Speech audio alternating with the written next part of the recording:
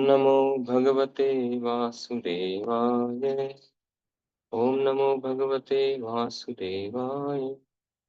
ओम नमो भगवते वासुदेवाय। नारायणं नमस्कृत्य नरं चैव नरोत्तमं देवीं सरस्वतीं व्यासं ततो जयमुदीरये। नष्टप्रायेषु भद्रेषु नित्यं भागवत सेवया भगवती उत्तमश्लोके भक्तिर्भवति नैष्ठिकी। श्रीमद् भागवतम स्कंद 1 अध्याय 1 श्लोक संख्या 8। मुनियों की जिज्ञासा। वेत्थं त्वं सौम्य तत्सर्वं तत्तत् सत्तत् अनुग्रहात् ब्रूयुसिद्धस्य शिष्यस्य गुरुवो गुह्यमुच्यते।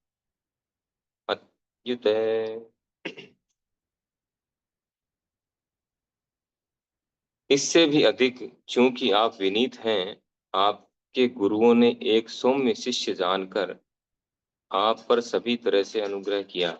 अतः आप हमें वह सब बताएं जिसे आपने उनसे वैज्ञानिक ढंग से सीखा। इस अध्याय में चर्चा चल रही थी। पिछले श्लोक में हमने देखा कि सौनक आदि जो ऋषि हैं वो सूत गोस्वामी जी का ग्लोरिफिकेशन कर रहे हैं, उनकी विशेषताएं बता रहे हैं।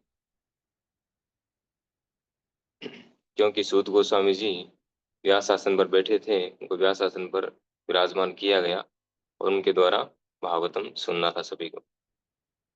उनके विशेष विशेष गुण जो हैं वो बताए जा रहे हैं। तो यहाँ पर इस श्लोक में जो गुण बताया गया है क्या है कि इससे भी अधिक चूंकि आप विनीत हैं, जो पहले गुण बताए थे पिछले श्लोक में कि आप ज्येष्ठतम विद्वान हैं, वेदांती हैं, यानी सारे वेदों का, शास्त्रों का ज्ञान है, सारे दर्शनों का ज्ञान है आपको। तो यहाँ पे कह रहे हैं कि उससे भी ज्यादा, उससे भी बढ़ करके जो आप में सबसे बड़ी विशेषता क्या है, आप विनीत है, विनम्र है। और दूसरा, आपके गुरुओं ने एक सौम्य शिष्य जानकर आप पर सभी तरह से अनुग्रह किया।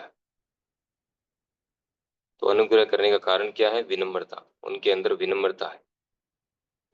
रूपा जी तात्पर्य में समझाते हैं कि आध्यात्मिक जीवन की सफलता का रहस्य है गुरु को तुष्ट करने तथा उनको उनका शुभाशीष प्राप्त करना। आध्यात्मिक जीवन में अगर हम सफल होना चाहते हैं तो उसकी कुंजी क्या है? गुरु को प्रसन्न करना। यस्य प्रसादात भगवत प्रसादो यस्याय प्रसादान न गति कुतो। जिनकी कृपा से हम भगवत प्राप्ति कर सकते हैं, और अगर उनकी कृपा नहीं हो तो कुछ भी प्राप्त नहीं होगा। प्रभुपाद ने इसको कोट किया श्लोक। तो यहाँ पर सबसे महत्वपूर्ण बात यह है सफलता प्राप्त करने का क्या है? हमें विनम्र होना होगा, विनीत। जब तक हम विनम्र नहीं होंगे हम गुरु के शरणागत नहीं। विनम्र नहीं है इसका मतलब हम अहंकारी है। विनम्र कब होता है व्यक्ति? जब उसमें अहंकार का लेश मात्र भी नहीं। अगर थोड़ा बहुत भी अहंकार है तो हमें विनम्रता नहीं आएगी। आर्टिफिशियली हम कितनी देर दिखा लेंगे। तो विनम्र होंगे तभी हम अहंकार रहित होंगे, और तभी हम प्रमाणिक गुरु, जो गुरु है हमारे, यहाँ पे केवल एक गुरु शब्द नहीं कहा, गुरुओं, आपके गुरुओं ने एक सौम्य शिष्य जानकर, शिक्षा गुरु, दीक्षा गुरु, जितने भी गुरु हैं, तो गुरुओं शब्द का है। हम जब सुबह सुबह गुरुअष्टकम बोलते हैं उसमें भी वंदे गुरु श्री चरणारविंद। केवल एक गुरु की बात नहीं हो रही, गुरु संपूर्ण गुरु शिष्य परंपरा की बात हो रही, सभी गुरुओं की, चाहे वो प्रेजेंट में है चाहे पहले हो चुके हैं, सभी के लिए। तो गुरु को प्रसन्न करना, अगर गुरु प्रसन्न हो गए तो दिव्य ज्ञान हृदय प्रकाशित हो। तो दिव्य ज्ञान है, आध्यात्मिक ज्ञान हमारे हृदय में प्रकाशित हो जाएगा। अधिक और कुछ प्रयास करने की आवश्यकता नहीं है, एकमात्र गुरु को प्रसन्न करना है। गुरु मतलब यहाँ पे केवल एक गुरु की बात नहीं कर रहे हैं, गुरुओं कहा गया, गुरुओं ने, आपके गुरुओं ने। रूपा जी कह रहे हैं कि श्री विश्वनाथ चक्रवर्ती ठाकुर ने गुरु के विषय में अपने सुप्रसिद्ध 8 श्लोकों में इस प्रकार गाया है। तो गुरुअष्टकम है, उसमें जो अंतिम श्लोक है वो श्लोक कोट करते हैं प्रभुपाद जी कि अगर गुरु की प्रसन्नता है तो सभी प्रसन्न है, भगवान प्रसन्न है। गुरु प्रसन्न नहीं है तो हमारे आध्यात्मिक जीवन में बाधाएं आती जाएंगी, विघ्न आते जाएंगे। यस्य देवे परा भक्ति यथा देवी तथा गुरु तस्य ते कथिता अर्था प्रकाशन्ते महात्मा। जैसी हमारी भगवान में श्रद्धा है वैसी की वैसी श्रद्धा हमें गुरु के अंदर हमारी होनी चाहिए। तब जो है आध्यात्मिक ज्ञान का जो रहस्य है वो रहस्य हमारे हृदय में प्रकाशित होगा, प्रकट होगा। अदरवाइज नहीं होगा, हम कितना ही प्रयास करें, हम हमारे प्रयास के द्वारा आध्यात्मिक ज्ञान के उस रहस्य को नहीं समझ सकते, उसको आत्मसात नहीं कर सकते। हमें ऐसी जो है ऐसी चेतना विकसित करने का प्रयास करना है। हमें विनम्र बनना है। विनम्र हम तब बन पाएंगे जब हम एक तो अहंकारी नहीं होंगे, दूसरा हम दूसरों में गुणों को देखेंगे। जब तक हम गुणों को नहीं देखेंगे हमें विनम्रता नहीं आएगी। एक छोटी सी स्टोरी आती है। एक बार एक व्यक्ति अपना होम टाउन छोड़ करके, गांव छोड़ करके दूसरे गांव में जा रहा था। तो बाहर एक गांव से पहले, दूसरे गांव में एंटर करने से पहले एक व्यक्ति मिला उसको। तो उसने पूछा ये कहाँ जा रहे हो? तो उसने कहा कि मैं अपना गांव छोड़ के आया हूँ और दूसरे गांव में जा रहा हूँ, इस गांव में जा रहा हूँ, शिफ्ट होना है मेरे को। तो उसने पूछा कि तुम, उसने पूछा पहले जो आया था शिफ्ट होने के लिए, किस गांव के लोग कैसे हैं? तो उस व्यक्ति ने जो वहां पर बैठा था पेड़ के नीचे, उसने पूछा कि जहाँ से तुम आए हो वहां के लोग कैसे कैसे थे? तो कहा वहां के लोग तो एकदम बेकार थे, कोई क्वालिटी नहीं थी उनमें, बहुत परेशान करने वाले, बुरी आदतों वाले, इस तरह के थे, गलत लोग थे, असभ्य लोग थे। तो कहा बताओ यहाँ के लोग कैसे हैं? तो कहा यहाँ के भी ऐसे ही हैं। फिर कुछ समय के बाद में एक दूसरा व्यक्ति आ रहा था ऐसे ही गुनगुनाते हुए। तो उसने सोचा थोड़ा रेस्ट कर लेता हूँ। तो वहां पर एक व्यक्ति, वही व्यक्ति बैठा था जो पहले था। तो उसने पूछा कि कहाँ जा रहे हो? तो उसने कहा मैं जो अपना गांव छोड़ के आया हूँ, यहाँ शिफ्ट होना चाहता हूँ, आप बताओ यहाँ के लोग कैसे हैं? तो उसने कहा कि आप जहाँ से आए हो वहाँ के लोग कैसे थे? तो उसने कहा वहाँ के लोग तो बहुत ही सभ्य थे, जेंटलमैन थे, एक दूसरे की हेल्प करते थे, कोऑपरेट करते थे। तो अच्छा, तो कहा कि यहाँ के लोग भी ऐसे ही हैं। उस व्यक्ति ने कहा यहाँ के लोग भी ऐसे ही हैं। तो सेम व्यक्ति है, उसने ऐसा जवाब क्यों दिया उसी गांव के लिए? कारण है कि जो आ रहे थे, जो लोग जो ट्रांसफर हो रहे थे, उनका नजरिया अलग अलग था दोनों का।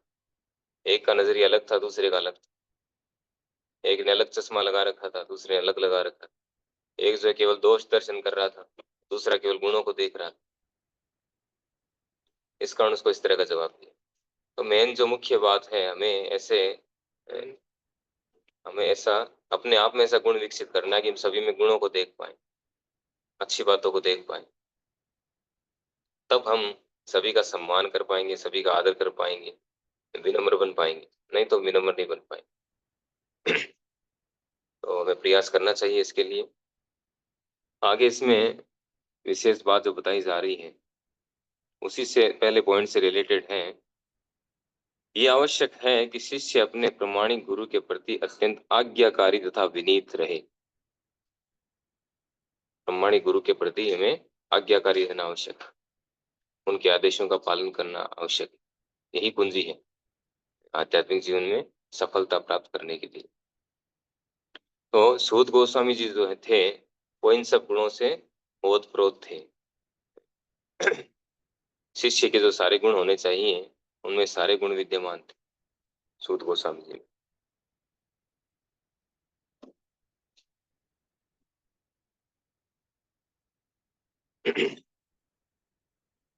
एक और विशेष बात जो कही जा रही है कि नैमिषारण्य के मुनियों को पूर्ण विश्वास था कि श्री सूत गोस्वामी प्रमाणिक प्रतिनिधि है, प्रमाणिक व्यक्तित्व है। इसीलिए वे उनसे सुनने के लिए उत्सुक थे। अब देखिए प्रभुपाद जी हर दूसरे पेज पर जो है भागवतम के, गीता के प्रमाणिक व्यक्ति की बात करते हैं, प्रमाणिक प्रतिनिधि, प्रमाणिक गुरु, बार बार बताते हैं गुरु परंपरा। भगवान खुद गीता में कहते हैं एवं परंपरा प्राप्तम एवं राज ऋषि। ये जो ज्ञान है वो प्रमाणिक गुरु शिष्य परंपरा से ही प्राप्त किया जा सकता है, क्योंकि ये केवल ज्ञान नहीं है, विज्ञान है। जैसा कि उन्होंने पूछा कि आपने जो अपने गुरु से सीखा है, वैज्ञानिक ढंग से जो सीखा है, यानी प्रैक्टिकल नॉलेज, उसको हमें सिखाइए। तो ये ज्ञान जो है, अगर हम वैज्ञानिक ढंग से सीखना चाहते हैं, क्योंकि वास्तविक विज्ञान तो यही है, ज्ञानम ते हम स विज्ञानम इदम वक्ष्यामि शेष। भगवान अर्जुन से कहते हैं कि मैं जो तुम्हें ज्ञान बताने जा रहा हूँ वह केवल ज्ञान नहीं है, वह क्या है, विज्ञान है, स विज्ञान। केवल विज्ञान ही नहीं, स विज्ञान। विज्ञान से भी बहुत ज्यादा एडवांस नॉलेज है, और ऐसा नॉलेज है, ऐसा ज्ञान है कि इसको जानने के बाद अन्य कुछ जानने को बाकी नहीं रहेगा, कुछ विशेष नहीं रहेगा। अन्य ज्ञातुम अवशिष्यते। तो ऐसा दिव्य ज्ञान जो है वो हमें प्रमाणिक गुरु शिष्य परंपरा के द्वारा ही प्राप्त हो सकता है, बिना मिलावट के, अनलॉइड। तो जो नैमिषारण्य में जो मुनि थे, ऋषि मुनि, 88,000 ऋषि थे, उन सबको ये पता था, पूरी तरह से जो है, आश्वस्त थे कि सूत गोस्वामी जो है वो एक प्रमाणिक व्यक्तित्व है, प्रमाणिक प्रतिनिधि है। इसीलिए उन्होंने उनको व्यासपीठ पर बिठाया और उनके द्वारा भागवतम सुनाए जाने के लिए उनसे आग्रह किया। हरे कृष्णा।